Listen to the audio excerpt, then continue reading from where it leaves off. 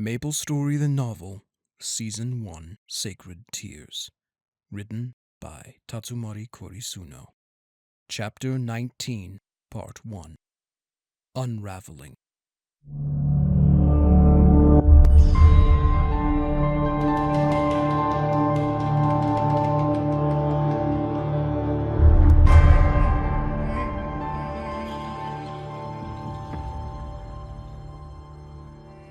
It's not enough! Dane roared, slamming his fists on the table, rattling various bottles, beakers, and vials.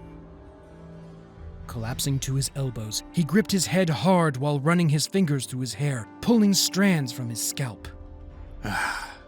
What am I missing? He growled, staring hard at the vial of darkness he had just gathered in the previous days. This vial came from the forests that witnessed the cleansing. Fear and confusion ruled it. Dane tried to cleanse this darkness as he had with the graves of the Darless Crusades and the Ragonian slaves. But this darkness was different, creating multiple beings instead of one mass of pain and fear. Gathering that darkness was nearly the end of he and Mars. The healing provided by Rhinne was the only reason they survived. The scars, however, would remain for all time. Now that he had his sample, Dane had been trying to convert it into power for light for weeks. But with each attempt, the light would start powerful, only to be quickly corrupted and manifest as dark chain spears. The mounting pressure of the world's state was beginning to weigh on him. He needed the answer soon so that Rhinne would have the tools to eradicate the darkness once and for all. What's the matter? Got stuck? Orchid's voice asked, strolling into the lab through the wall with Lotus behind her. The two of them had grown into teenagers, athletic in build, and, to a point, mistaken for Dane's children. Patronizing speech is not helping me in any way. I'm not patronizing you. I'm asking a legitimate question. Are you stuck? Orchid asked, walking around behind him and snatching up the vial of darkness. That's from the cleansing, isn't it? Lotus asked with a flat tone, walking to the other side of Dane and looking at the vial in Orchid's hand. It is. I don't know why, but I cannot use this darkness to empower light. It only corrupts it. Orchid turned it this way and that, putting it up to her ear and listening to the faint cries and screams within. Well, for one thing, this darkness is stronger than anything you've faced. The thing about this stuff is that it has two very synergetic emotions, fear and confusion. Fear can confuse you, and the more confused you are, the more fear you have. It is a constant cycle. Lotus continued. If you're going to use this darkness, you'll have to overpower its synergetic property at every stage. Once you do that, this stuff will have quite the kick. Dane sat back in his chair, taking the vial from Orchid and reaching for a second vial marked Hate across a white label in neat writing. If I can isolate this synergetic property, I should be able to empower so much more darkness and bring me closer to the ultimate darkness, Dane answered, his eyes smiling. But there was a slight malice in it. Hey, now, don't let this darkness stuff get you. You're better than that, Orchid said, tapping his shoulder. Dane shook his head and set the vials down, rolling his shoulders. There is nothing to fear. I feel closer than ever in all my years studying darkness, he assured them. But Lotus and Orchid felt something was wrong. Dane was beginning to unravel.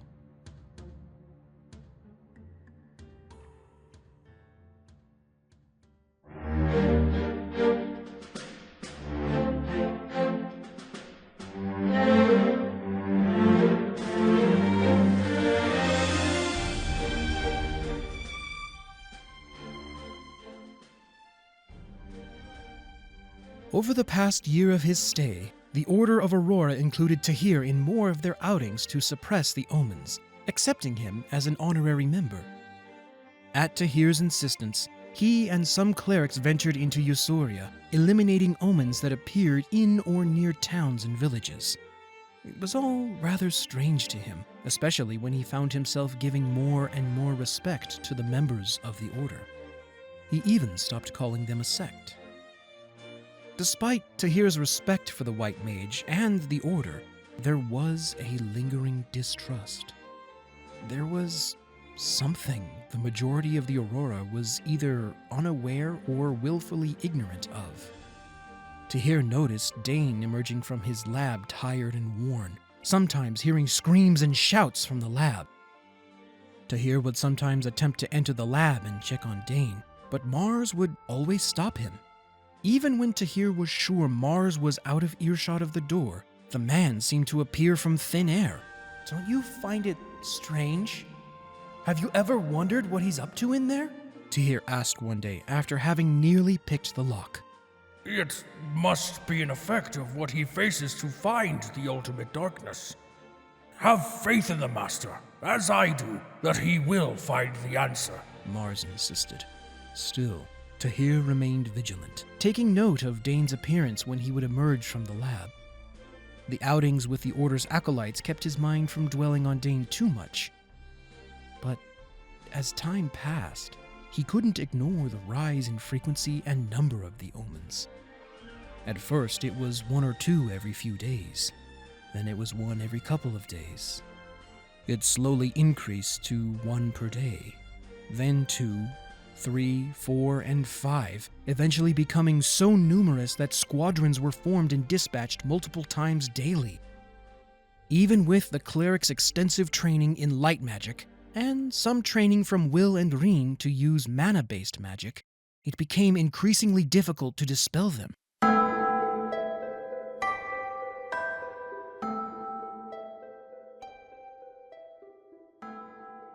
During a patrol, the omen they hunted injured 3 acolytes, and as the omen dissipated, it was revealed to be made entirely of darkness.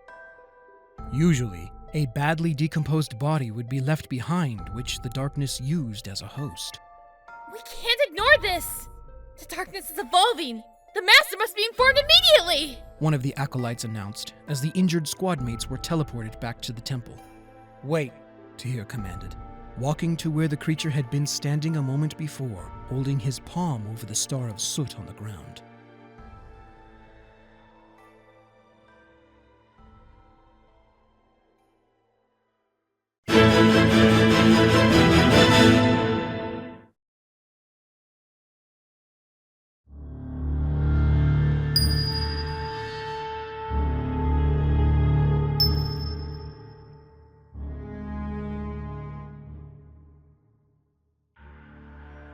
Careful, Commander.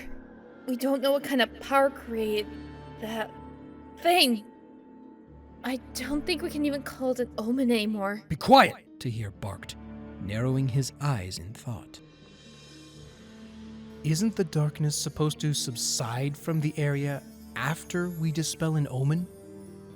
The remaining acolytes and clerics concentrated on the surrounding area. Now that you mention it, the darkness feels as if it has become stronger, the cleric Xenos remarked, soon confirmed by the others around them. Has our light become weaker? The acolyte asked. I don't think that's the problem, Tahir said, narrowing his eyes while staring into the forest. In the years of being a mercenary, he knew very well when someone or something was watching him. And right now, that feeling was almost physical. Commander Tahir, is something the matter? Xenos asked when he saw him staring hard into the woods. It's nothing, Tahir answered slowly, turning around and following them as they returned to the temple. And still, that soul-boring feeling of eyes watching him lingered. After they had gone, a pale man dressed in a black and silver cloak stepped from the woods. Whispers hung in the air around him as he walked to the area where Tahir had been a moment before. Reaching out a bony hand, a glob no bigger than a fist pulled from the ground into his palm. Cupping the glob with a sardonic smile, he watched it wriggle and dance. Progress is made, but it's still not enough, He hissed, the glob absorbing into his hand where his veins swelled and wriggled.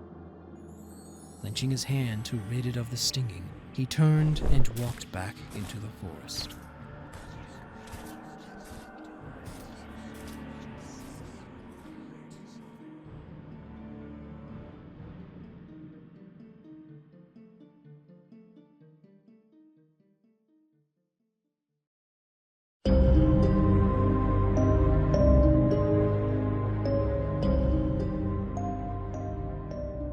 That is impossible! The omens require a body to maintain their form! Mars exclaimed. Tahir watched as the acolytes recounted everything they had seen from their outing and the response of Mars. There was genuine surprise on his face, but most of it seemed practiced, like he was hiding something. When the troop strongly suggested telling the white mage directly, he refused to let them enter.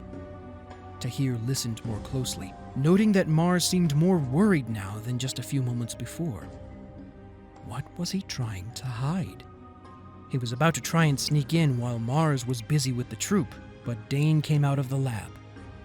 He held his head as though he had been sleeping, but seemed more in pain. Tahir also noted a bandage on his left hand and arm. Master, are you all right? Mars asked, pointing to his arm, but seeming more surprised at his sudden appearance. I am Mars. I was careless, and an omen scratched me. I was uninfected. He smiled, the color in his face returning as he straightened his posture. Now, what's this about an omen not having a body?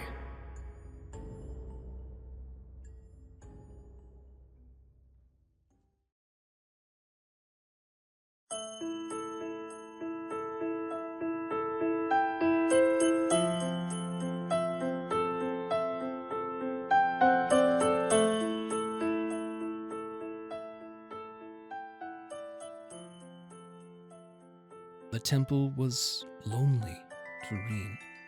Always quiet, with only the sound of the sand fountains breaking the deafening silence.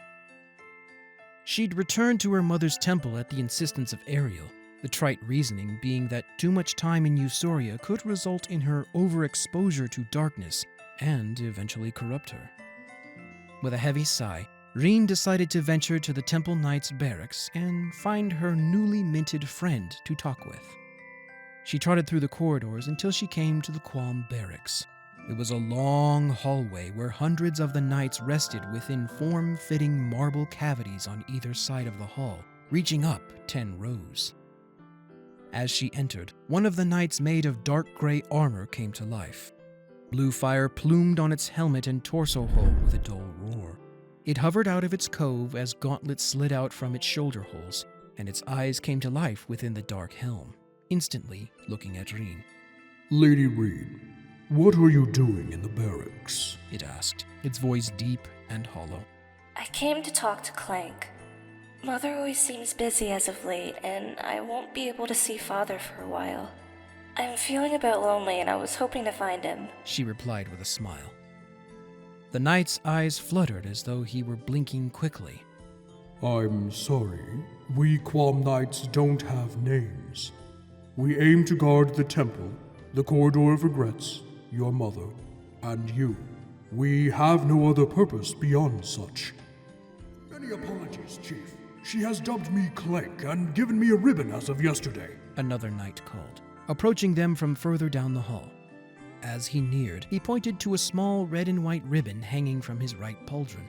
My mana was quite low, and I needed to replenish it badly. I didn't have a chance to report this to you. The chief knight looked over the ribbon, returning to Rhinne with a breathy grunt. I will allow this. But please be sure to inform me of such changes in the future, Rhinne. I do not want...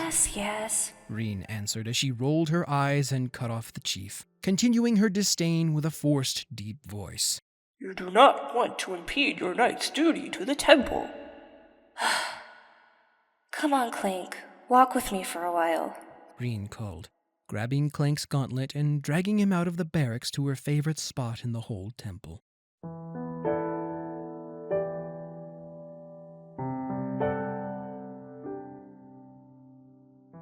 It gave a magnificent view of 3 giant nebulae and an explosion of stars in the inky blackness of space beyond the temple. Clank, why am I here? Rhinne asked with a hard sigh, slumping onto the railing with her elbows hard enough that it made an audible sound. I beg pardon, Lady Rhinne? Clank asked, having tucked away his hands into his body. Why am I here? Mother is always too busy to do anything, and Father is always busy with his work in Usoria. I see more of the knights and monks here and the clerics of the order down there than I do of my parents. The only time they talk to me is to remind me I'm supposed to be an important part in ridding the world of darkness. Do they even love me? She asked wistfully. Clank remained silent for a while, his eyes fluttering as he thought. I do not think it is a matter of loving you or not. Your mother has made it clear that you are both loved and important to the world of Usoria. But that's just the thing. If they loved me, wouldn't they spend at least a little time with me? Clank floated over to Rhinne, sliding out a hand and putting it on her shoulder. He could say nothing. He was but a knight of the temple, made and explicitly trained to protect it, the goddess, and now her daughter. He had no wisdom or comfort to offer her.